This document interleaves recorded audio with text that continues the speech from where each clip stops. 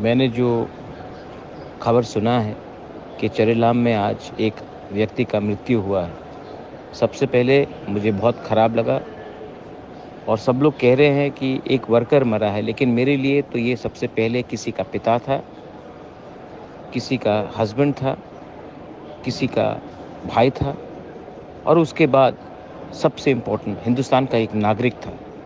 ये सिर्फ़ party worker नहीं था। मैं अपील करता हूँ कि उस एरिया में अमन और शांति रहे और मैं फिर से त्रिपुरा के लोगों को एक बात बोलना चाहता हूँ कि कब तक ये लड़ाई झगड़ा रहेगा, पॉलिटिकल वायलेंस रहेगा?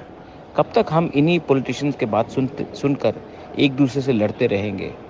असली मुद्दे में कोई बात नहीं कर रहा है। तो मैं इसी के लिए आप सबको अपील करना चाहता हूँ कि आप अमन और शांति को कायम रखिए और हाँ, पुलिस अपना काम कीजिए।